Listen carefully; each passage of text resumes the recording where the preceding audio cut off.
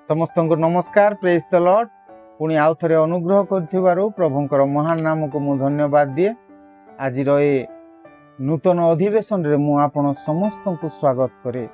आमे किछि दिन धरी छाड़पत्र कहीं हुए एक सीरीज देखी आसी अच्छु।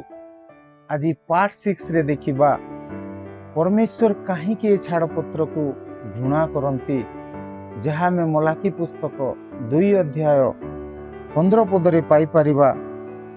मु आपण समस्तंको पई पढ़ी दउची। पुणी ताहांको ठारे आत्मार अवशिष्टांश थिले हैं, से कि एक न कले आउ काहे कि एक कले, से ईश्वरीय एक वंशर चेष्टा कले। एथिपाई तुम्भे माने आपण आपण आत्मा विषय रे सावधान हुओ ओ केही आपण आपण यौवन कालर भार्या प्रति विश्वासघातकता न करू। से कि एक न कले, did he not make them one? यह प्रश्न अटे प्रिय माने। प्रथमरु सृष्टिर आरंभरु विवाह एक पत्नी व्रत उपरे आधारित, एक पत्नी व्रत उपरे ताहा संरचना करा जायछि। यह मनोगामी अटे प्रिय माने।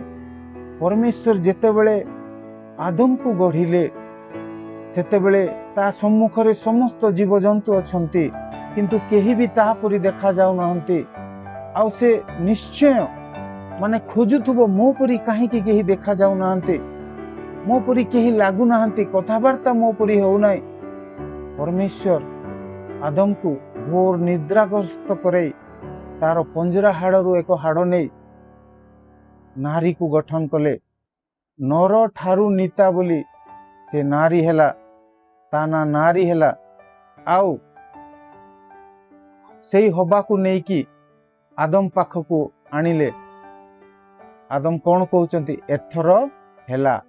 तार अर्थ जे पर्यंत से विवाह होई नथिला आदम, जे पर्यंत नारी आसी नथिला आदम पाखकू, से पर्यंत हेई नथिला।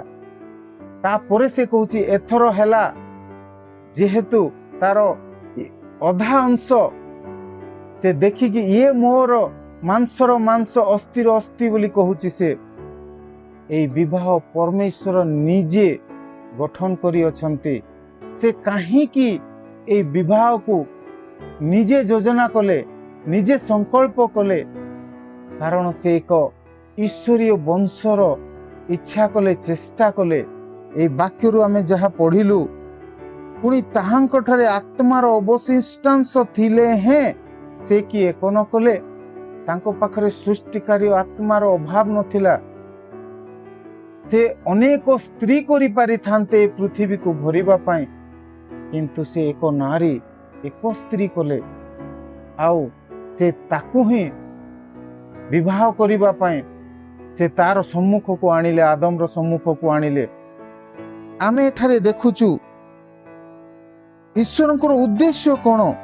से जेपरि ईश्वरीय एक वंश अन्वेषण करती, ईश्वर काहे कि विवाह बंधन को एक पवित्र, स्थायी और एक निष्ठा करने को चाहती। कारण तार मुख्य उद्देश्य एक पवित्र, प्रेमपूर्ण, सुरक्षित परिवार मध्य धार्मिक ईश्वरीय संतान गढ़ी तोलिबा, एक धार्मिक संतान गढ़ी तोलिबा, एक ईश्वरीय गढ़ी संतान गढ़ी तोलिबा। से सेथिपाई ए विवाहर योजना निजे कले। ए विवाह रे से निजे साक्षी हेले, ए विवाह रे निजे मध्यस्थ हेले। आउ आमे जेतेबेले डिवोर्स देई थाओ, छाड़पत्र देई थाओ, परमेश्वरंकर से योजना को आमे नष्ट करिबा पई चेष्टा करि थाओ। परमेश्वरंकर से उद्देश्य को आमे भांगिबा पई चेष्टा करि थाओ। एई छाड़पत्र फलरे केवल 2 जनक मध्यरे फाट हुए, 2 जनक मध्यरे विच्छेद हुए ताहा नुहे प्रिय माने। पूरा संपूर्ण परिवार भांगे। आउ एहा सेई परिवार रे थिबा संतान मानकर, पिला छुआ मानकर मानसिक और आध्यात्मिक स्तर रे बड़ आघात लगी थाए। तापरे आउ गोटे, तुम्भे माने आपण आपण आत्मा विषय रे सावधान हुओ बोली लेखा अछि। विश्वासघातकता किंबा व्यभिचार यह छाड़पत्र को दर्शाए। आउ ଏହି ବିଶ୍ୱାସଘାତକତା କିମ୍ବା ବ୍ୟଭିଚାର କେବଳ ବାହ୍ୟ କର୍ମ ନୁହେଁ, ଏହା ମନ ଓ ଆତ୍ମାରୁ ଆରମ୍ଭ ହୁଏ। ସେଥିପାଇଁ ପ୍ରଭୁ ଏଠାରେ କହୁଛନ୍ତି ଏହି ଛାଡ଼ପତ୍ର ଏକ ବ୍ୟଭିଚାର ଅଟେ, ଏହି ଛାଡ଼ପତ୍ର ଏକ ପାପ ଅଟେ, ଏହି ଛାଡ଼ପତ୍ର ଏକ ବିଶ୍ୱାସଘାତକତା ଅଟେ। ଆଉ ଏହା କେବଳ ବାହ୍ୟ କର୍ମ ନୁହେଁ, ଏହା ନିଜର ମନରୁ ହୃଦୟରୁ ଆରମ୍ଭ ହୋଇଥାଏ। ସେଥିପାଇଁ ଛାଡ଼ପତ୍ର ଦେବା ଲୋକକୁ ଦେଖନ୍ତୁ, ତାର ହୃଦୟ ପ୍ରଥମରେ କଠିନ ହୋଇଥାଏ। ନିଜର ପିଲାଛୁଆ ପ୍ରତି, ନିଜର ସ୍ତ୍ରୀ ପ୍ରତି, ନିଜର ପରିବାର ପ୍ରତି କଠିନ ହୋଇଥାଏ। ଏଠାରେ ସେଥିପାଇଁ ପ୍ରଭୁ କହୁଛନ୍ତି ତୁମ୍ଭେ ମାନେ ଆପଣ ଆତ୍ମା ବିଷୟରେ ସାବଧାନ ହୁଅ। ତାର ଅର୍ଥ ତୁମେ ଯୋଉ ବ୍ୟଭିଚାର କରିବାକୁ ଯାଉଅଛ, ଯୋଉ ତମ ମନରେ ଯୋଉ ଚିନ୍ତା ଆସୁଅଛି ଛାଡ଼ପତ୍ର ଦେବା ପାଇଁ, ଯୋଉ ବିଶ୍ୱାସଘାତକତା କରିବାକୁ ଯାଉଅଛ, ଏହା ତୁମର ହୃଦୟରୁ ଆସୁଛି, ତୁମର ମନରୁ ଆସୁଛି। ସେଥିପାଇଁ ସାବଧାନ ହୁଅ। ତାଙ୍କର ଯୋଜନା ବିନଷ୍ଟ ହେବାକୁ ଯାଉଛି।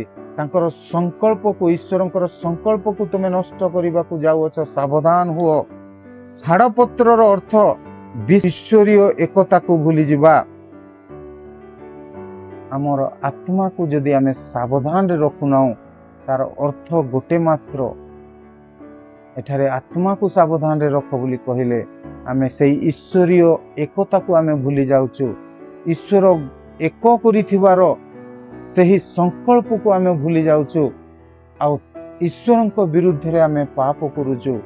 ପ୍ରିୟମାନେ, ଆପଣଙ୍କ ପାଇଁ ଆହୁରି ଅନେକ ଗୁଡ଼ିଏ ସ୍ତ୍ରୀ ପ୍ରଭୁ ଯୋଗାଇ ପାରିଥାନ୍ତେ, ଗଠନ କରିପାରିଥାନ୍ତେ, କିନ୍ତୁ ସେ ଆପଣମାନଙ୍କ ଠାରୁ ଏକ ଈଶ୍ୱରୀୟ ବଂଶ ଚେଷ୍ଟା କଲେ, ଏକ ଈଶ୍ୱରୀୟ ବଂଶ ଯୋଜନା କଲେ ଦେଖିବା ପାଇଁ। ଆଉ ପ୍ରଭୁ ସେଥିପାଇଁ କହନ୍ତି ତୁମ୍ଭେ ମାନେ ଈଶ୍ୱର ଗଣ, ଯେଉଁମାନେ ନିଜର ପରିବାର ପ୍ରତି, ନିଜର ସ୍ତ୍ରୀ ପ୍ରତି ବିଶ୍ୱାସ ଯୋଗ୍ୟ, ପ୍ରଭୁଙ୍କ ପ୍ରତି ବିଶ୍ୱାସ ଯୋଗ୍ୟ, ସେମାନେ ପ୍ରଭୁ ବାଇବଲ କହେ ସେମାନେ ଏକ ଧାର୍ମିକ ପରିବାର, ସେମାନେ ଏକ ଉତ୍ତମ ପରିବାର, ସେମାନେ ଈଶ୍ୱରୀୟ ଭୟକାରୀ ପରିବାର। ଆଉ ଆପଣଙ୍କ ଜୀବନରେ ସେତେବେଳେ ଈଶ୍ୱରଙ୍କର ସେହି ସଂକଳ୍ପ ସ୍ଥିର ହେଇଥାଏ। ଆପଣମାନେ ଯଦି ଏବେ ବି ଆପଣଙ୍କ ମନରେ ଆସୁଅଛି ଏହି ଛାଡ଼ପତ୍ର ବିଷୟରେ, କାହାର ବି ଯେତେ ଲୋକ ଏହି ୟୁଟ୍ୟୁବ ଦେଖୁଅଛନ୍ତି ସେମାନଙ୍କୁ ଏକ ଉପଦେଶ ମୋ ତରଫରୁ, ଏକ ପ୍ରଭୁଙ୍କର ସେବକ ହିସାବରେ ମୁଁ ଆପଣମାନଙ୍କୁ ଏକ ଉପଦେଶ ଦେଇପାରିବି, ଏକ ନିବେଦନ କରିପାରିବି। ଆପଣଙ୍କର ଆତ୍ମାକୁ ସାବଧାନରେ ରଖନ୍ତୁ। ଆପଣଙ୍କର ପରିବାରକୁ, ଆପଣଙ୍କର ସ୍ତ୍ରୀ ପ୍ରତି ବିଶ୍ୱାସଘାତକତା କରନ୍ତୁ ନାହିଁ। ଆସୁ ମୁଁ ପଦେ ପ୍ରାର୍ଥନା କରି ଏହି ଅଧିବେଶନକୁ ଶେଷ କରିବି। ପବିତ୍ର ଈଶ୍ୱର, ମୁଁ ତୁମକୁ ଧନ୍ୟବାଦ ଦିଏ ଆଜିର ଏ ଅଧିବେଶନ ପାଇଁ। ହଁ ପ୍ରଭୁ, ତୁମେ ଛାଡ଼ପତ୍ରର ଏହି ଶବ୍ଦ ଯେଉଁ ପରିବାରରେ ପ୍ରଭୁ ଦେଖାଯାଏ, ସେହି ପରିବାରମାନଙ୍କୁ ତୁମେ ସାହାଯ୍ୟ କର। ତୁମେ ସେହି ବନ୍ଧନ ସବୁରୁ ମୁକ୍ତ କର। ସ୍ୱାମୀ ସ୍ତ୍ରୀ ମଧ୍ୟରେ ତୁମେ ଏକତା ଆଣିଦିଅ। ତୁମର ଯୋଜନା, ତୁମର ସଂକଳ୍ପକୁ ବୁଝିବାକୁ ଦିଅ। ଗୌରବ ମହିମା ତୁମକୁ ଦେଇ ପ୍ରାର୍ଥନା ଯୀଶୁଙ୍କ ନାମରେ ମାଗୁଅଛି, ଆମେନ୍। ସମସ୍ତଙ୍କୁ ନମସ୍କାର। Praise the Lord. God bless you.